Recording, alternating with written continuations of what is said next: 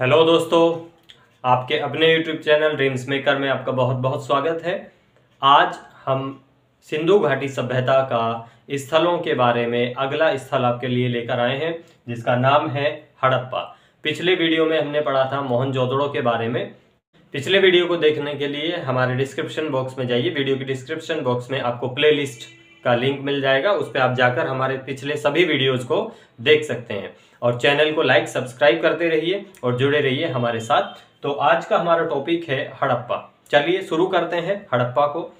तो हड़प्पा के संबंध में हम अगर पढ़ते हैं तो सबसे पहले हम देखते हैं कि हड़प्पा वर्तमान स्थल कहाँ है।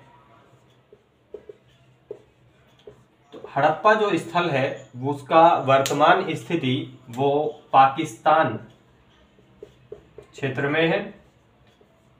तो पाकिस्तान वाले क्षेत्र में हड़प्पा स्थान जो था वो पाया गया था, और ये सिंधु घाटी सभ्यता का दूसरा सबसे बड़ा स्थल है। सिंधु घाटी सभ्यता का दूसरा सबसे बड़ा स्थल, दूसरा सबसे बड़ा स्थल है। जैसा कि पिछले वीडियो में हमने बताया था कि मोहनजोदड़ो जो है वो सिंधु घाटी सभ्यता का सबसे बड़ा नगर था, सबसे बड़ा स्थल है, और वहीं दूसरा सबसे बड़ा स्थल हड़प्पा है। अब आप देखेंगे कि सिंधु घाटी सभ्यता जो है उसको सिंधु घाटी सभ्यता इसलिए कहा जाता है क्योंकि ये सभ्यता सिंधु नदी के आसपास के क्षेत्रों में पनपी थी। लेकिन अगर बात करें इस सभ्यता को हम हड़प्पा सभ्यता भी कहते हैं।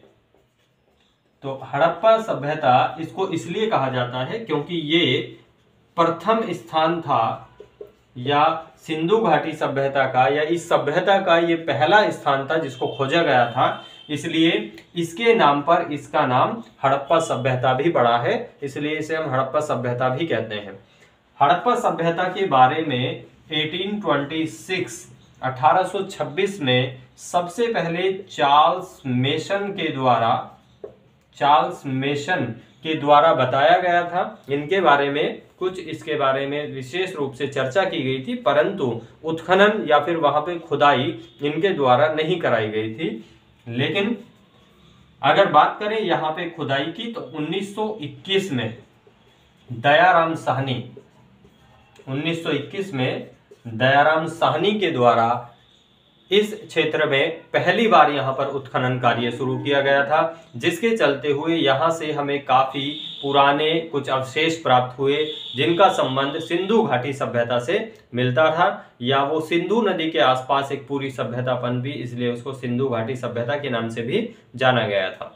तो इस प्रकार से यहाँ से प्राप्त हुआ है। अब इसके खनन के संबंध में कुछ और लोगों का भी यहाँ पे महत्वपूर्ण योगदान रहा है, जैसे कि माधवराव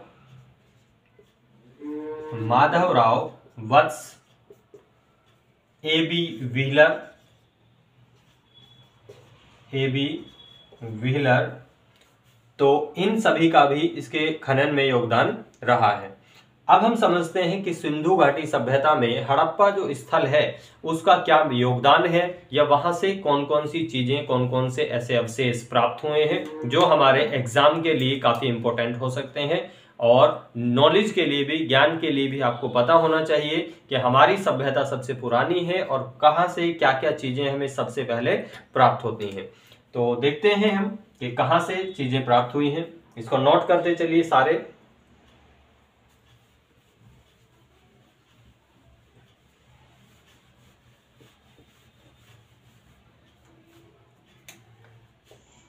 तो यहां से जो प्राप्त अवशेष हैं उनमें हमें क्या क्या चीजें प्राप्त होती हैं यहां से, ये हम देखते हैं। सिंधु सभ्यता में हड़प्पा सभ्यता या हड़प्पा जो स्थल है वहां से क्या क्या चीजें हमें प्राप्त हुई हैं। तो यहां से अगर आप देखेंगे तो सबसे पहले यहां से एक कब्रिस्तान प्राप्त हुआ है।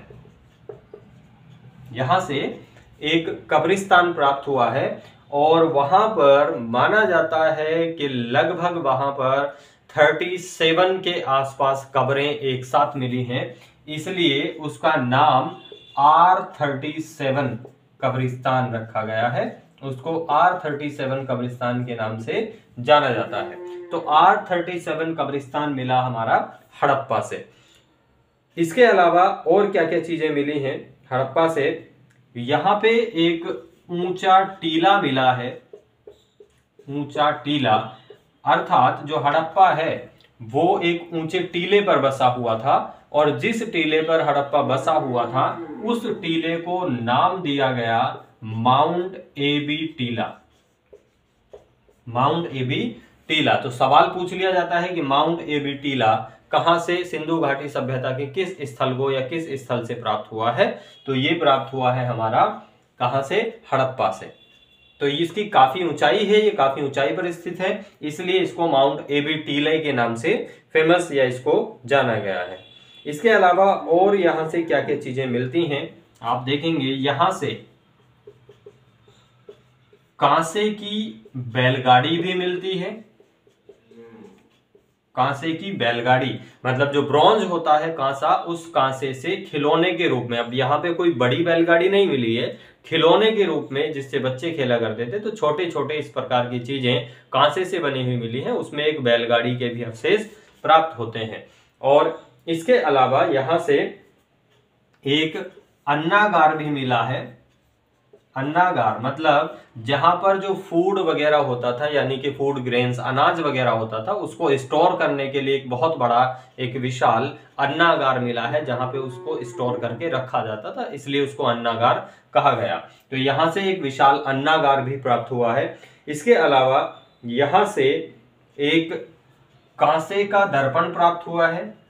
कांसे का दर्पण, दर्पण अर्थात एक मिरर, जो शीशा होता है, वो भी प्राप्त हुआ है।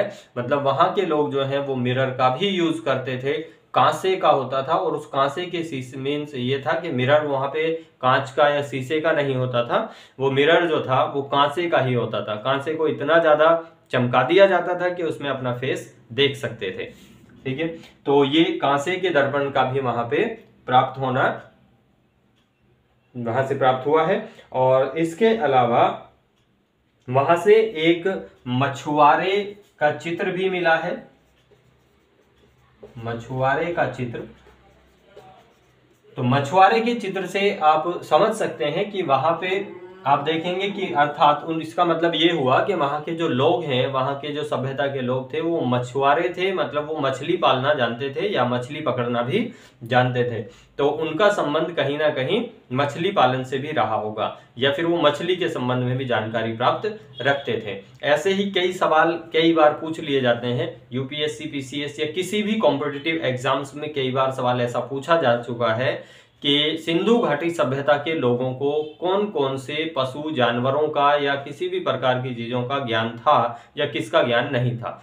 तो उसके संबंध में भी हम एक अलग से स्पेशली वीडियो बनाएंगे, जिसमें आपको सिर्फ इन्हीं चीजों के बारे में जानकारी दी जाएगी कि सिंधु घाटी वाले सभ्यता वाले लोगों को कौन कौन से जानवरों का ज्ञान था, कौन कौन से जानवरों का ज्ञान नहीं था, इसी प्रकार से कौन कौन सी धातुओं से वो परिचित थे, कौन सी धातुओं से परिचित नहीं थे। तो इस प्रकार का हम एक अलग स्पेसिफिक वीडियो बना दिया जाएगा उसके आपके लिए।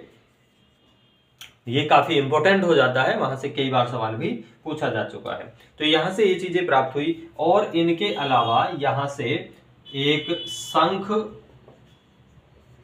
का बना बैल का चित्र भी मिला है। बैल का चित्र, तो जो बैल होता था उसका चित्र भी यहां से मिला है, शंख से बना हुआ। तो शंख मतलब जो आप देखेंगे किसी तालाब के किनारे, नदी के किनारे, झील के किनारे जो छोटे छोटे कुछ शंख जो कैल्शियम कार्बोनेट के बने हुए होते हैं, जो जैसे कि शंख होता है मंदिर में या बजाने वाला, तो उसी तरीके का एक छोटे छोटे से वहां पे कुछ मंदिर के नदी के या फिर तालाब के किनारे पे मिलते हैं, शंख या सीप जिनको बोलते थे। तो उनके जो होते थे उनसे ही एक बैल की आकृति वहां पे बनाई जाती थी। जैसे वर्तमान समय में भी कुछ लोग उनसे जो ऐसी चीजें होती हैं उनसे आज भी चित्रकारी वगैरह करते हैं। तो उस प्रकार की चित्रकारी के द्वारा शंख से एक बैल का चित्र बना हुआ भी वहां से प्राप्त हुआ है। इसके अलावा वहां से एक गरुड़ की मूर्ति भी प्राप्त हुई है, गरुड़ मूर्ति। तो वहां से एक गरुड़ की मूर्ति भी प्राप्त हुई है, जो किससे बनी है? कांसे से।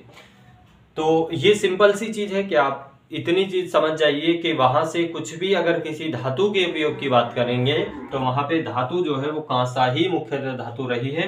जैसा कि हम पिछले वीडियोस में अपने देख चुके हैं सिंधु घाटी सभ्यता में कि सिंधु घाटी सभ्यता जो है एक कैसी सभ्यता थी, कांस्य युगीन और नगरीय सभ्यता थी, अर्थात यहाँ पे कांसे का ही मुख्यतः प्रयोग किया जाता था।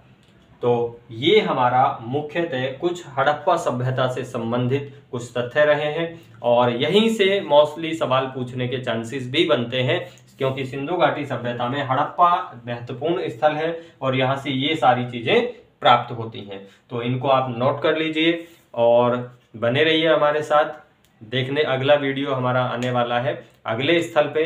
तो सिंधु घाटी सभ्यता की पूरी जानकारी के लिए हमारे साथ जुड़े रहिए और हमारे चैनल को लाइक, सब्सक्राइब और शेयर भी जरूर करते रहिएगा। ठीक है, तो चलिए आज के लिए धन्यवाद।